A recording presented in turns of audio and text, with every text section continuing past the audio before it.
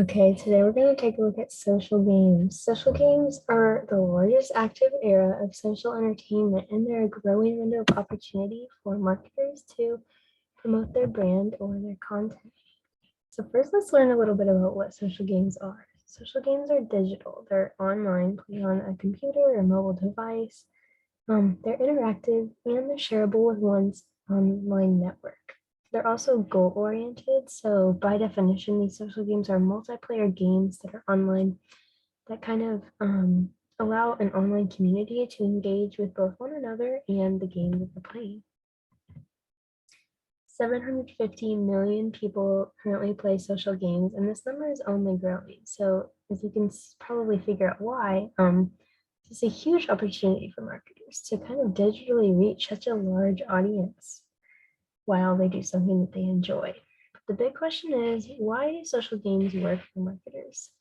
Social games have the potential to be like marketers' biggest weapon. So it's really big. One reason why is gamers typically tend to be open to advertising content within games, which is surprising. But every single day, wherever you go, you're bombarded with advertisements, whether it's on the radio, commercials, on your social media feed. There's so many that we typically like become immune to them and sometimes frustrated that our life is so cluttered up. However, gaming isn't typically bombarded with these advertisements, so people are automatically more open to the ad content. Another thing is brands kind of benefit when they associate with a successful game. So there's this thing called the transference effect. This is when positive feelings towards the game rub off onto brands that they encounter. So first, players will have a positive feeling towards the game. An ad will be embedded into the gameplay, and then in turn, the players transfer their feelings towards the game onto the brand itself. Two things that are kind of in this. One is internalization. So this is when the audience of an advertisement like adopts the belief of the endorser. This is typically seen in real life with celebrities. When a celebrity promotes a product, if you like that celebrity, you're more likely to go with the beliefs of this the celebrity towards the product.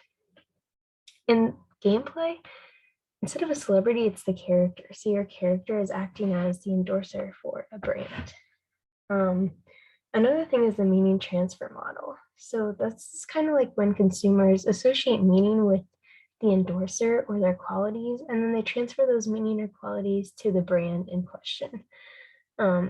So in games, if you like a character's quality and they are sporting a brand, you might like subconsciously associate those qualities with the brand. So you do have to be careful though, because you don't want to put your brand on a character that everyone hates. The third thing is players can kind of choose like which brand their characters use as a way to represent themselves.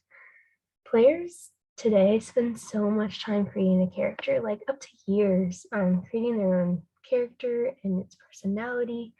So when they choose for their character to interact with a brand, it's kind of like forming a relationship digitally, which is a really cool, really new field, brand new opportunity for marketers, and it could be super successful. When a brand is woven into the game's story, the brand's message is shared without being super intrusive. So when a person like watches TV and they see a commercial, they're a spectator, and they almost come up with reasons why they shouldn't listen to the advertisement, like why the ad would want them to listen. But when they are immersed in gameplay, they become an actor and they stop coming up with reasons to not listen to the brand or the advertisement. So huge mindset flip, which is like breaking down that barrier. Fifth reason, targeting is made much more easier for games using ad networks. So ad networks allow for segmentation to be tracked. So you can track like demographic variables, geographic variables, maybe psychographic.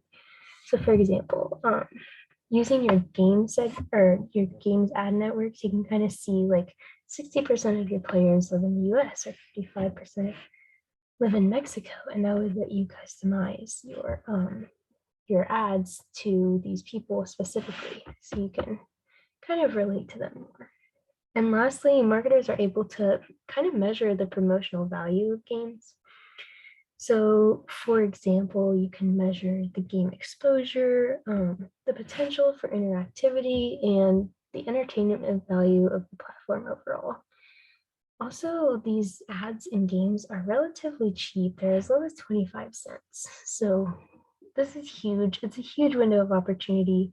You get to like digitally create relationships with consumers without them even leaving their home.